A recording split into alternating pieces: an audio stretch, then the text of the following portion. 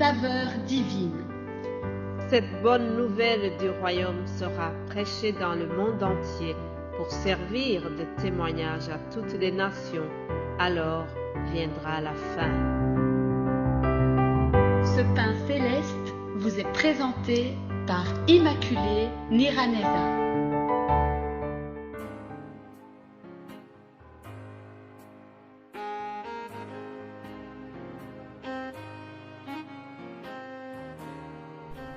Shalom, shalom, mes bien-aimés de Dieu. C'est au nom de Jésus-Christ, notre Seigneur et notre Sauveur, que je vous salue. Le Dieu de gloire et de victoire, celui qui a vaincu même la mort. Je bénis le Seigneur de m'avoir donné la vie aujourd'hui. C'est un nouveau jour qui s'ouvre et je le remercie pour cela. Je le loue de ce qu'il est et ce qu'il a fait pour moi parce que il m'a donné le salut. Toi qui m'écoutes à l'instant, rends grâce également pour cette capacité d'écoute. Si tes 5 sens fonctionnent, c'est une occasion pour dire merci à Dieu. Savez-vous, il y en a qui doivent payer des appareils auditifs pour pouvoir écouter. Alors, si nous pouvons écouter sans les appareils, c'est une action de grâce pour le Seigneur. Alléluia. Chers amis, lorsqu'on regarde bien autour de nous, il y a toujours une raison de remercier Dieu. Nous devons rendre grâce tout le temps. Il y a toujours quelque chose pour laquelle tu dois dire merci à Dieu chaque jour qui s'annonce. Alléluia. Continuons notre méditation. Vous savez que depuis lundi, nous sommes en train de voir les 7 choses dont Dieu a horreur.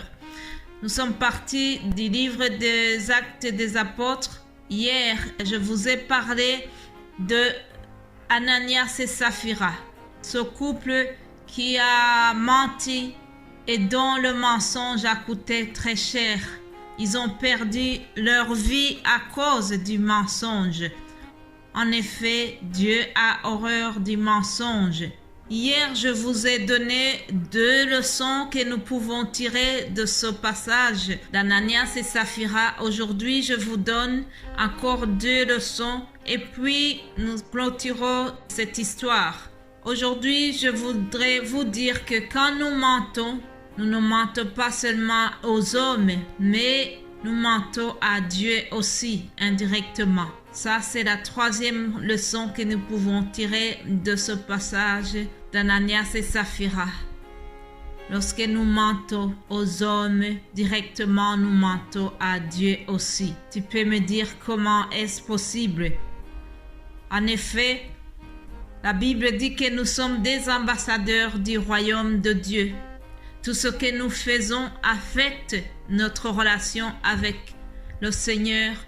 Tout ce que nous faisons ici sur terre, ça peut affecter l'image de la foi que nous envoyons. Je vais vous donner un exemple. Lorsque les parents apprennent que leur enfant a commis un délit, ils sont en colère, ils sont déçus, ils sont tristes.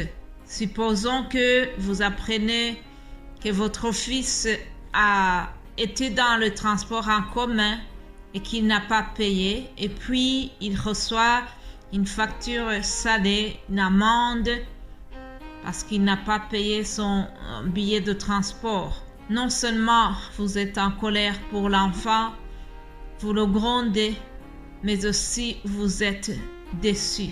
Vous vous préoccupez de l'image de votre famille. C'est une mauvaise image vis-à-vis des parents, parce qu'on va penser que les parents l'ont mal éduqué. Et donc, ce n'est pas seulement l'image de l'enfant qui est gâchée, mais c'est toute la famille qui a la honte. Alors, c'est la même chose pour notre Dieu aussi.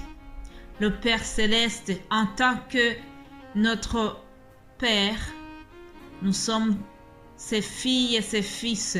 Tous les méfaits, tous les délits que nous commettons, ça va salir l'image de notre foi et ça va salir, ça va déshonorer notre Père Céleste. C'est pour cela que nous devons vraiment éviter quelque chose qui pourrait attrister notre Dieu. Chers amis, tout chrétien, toute chrétienne, en tant qu'ambassadeur du royaume céleste, nous devons être une lumière. Et la Bible nous dit que votre lumière luise ainsi devant les hommes, afin qu'ils voient vos bonnes œuvres et qu'ils glorifient votre Père qui est dans les cieux. Alléluia. Une autre leçon que nous retenons de cette histoire, c'est que nous devons être sincères. La sincérité, c'est quelque chose de très important pour le Seigneur. Ananias et Saphira ont décidé de mentir à l'Église pour se donner une belle image et une bonne réputation, mais leur cœur n'était pas vraiment sincère.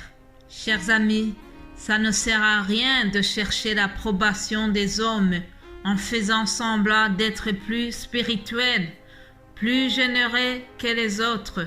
Ce qui intéresse Dieu, c'est notre cœur qui est sincère. Avoir un cœur qui est honnête, qui est droit, qui est sincère, c'est ça qui réjouit notre Seigneur. Dieu désire que nous marchions dans la vérité chaque jour. Ce couple n'a pas menti seulement aux apôtres, mais la Bible nous dit qu'ils ont menti au Saint-Esprit. C'est ce que nous lisons au verset 3. Pierre lui dit, « Ananias, pourquoi Satan a-t-il rempli ton cœur, au point que tu mentes au Saint-Esprit et que tu aies retenu une partie du prix du champ ?»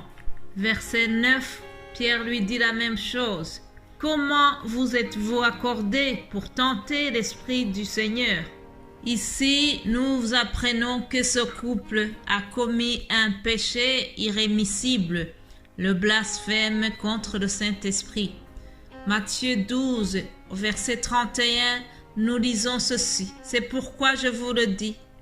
Tout péché et tout blasphème sera pardonné aux hommes, mais le blasphème contre l'Esprit ne sera point pardonné. » Voilà, c'est la parole de Dieu que je vous lis. Ce n'est pas moi qui l'invente. Alors, beaucoup diraient que le Dieu de l'Ancien Testament est beaucoup plus sévère et très meurtrier que le Dieu du Nouveau Testament. Faux et faux. Notre Dieu ne change pas. L'histoire que nous avons lue d'Ananias et Saphira ne se passe pas dans l'Ancien Testament. Dieu n'a pas changé et il continue de châtier ceux qui pêchent en tout état de cause. Ce n'est pas parce que nous ne le voyons plus frapper de mort qu'il ne frappe plus ou qu'il ne punit plus les pécheurs. Dieu est saint et il attend que nous soyons aussi saints dans toute notre conduite, comme dit la parole. Chers frères et sœurs, aujourd'hui, nous avons l'impression que Dieu laisse faire, mais il viendra un temps où il va exercer sa justice et où chacun sera jugé en fonction de ses œuvres. Alors, faisons attention, chers amis. Nous devons rechercher la vérité dans tous nos actes, l'authenticité, la droiture, et évitons le mensonge et tout compromis. C'est ainsi que nous pourrons réjouir le cœur de Dieu. Je vous souhaite vraiment de vivre dans cet état d'esprit. C'est ce que je souhaite à moi-même aussi. Je ne suis pas meilleur que vous. Chaque jour, je dois lutter pour être ce que le Seigneur veut de moi. Que le Saint-Esprit nous vienne en aide tous. Marchons dans la sainteté selon la parole de Dieu. Passez une excellente journée et nous allons continuer demain pour clôturer notre semaine. Alléluia. Amen.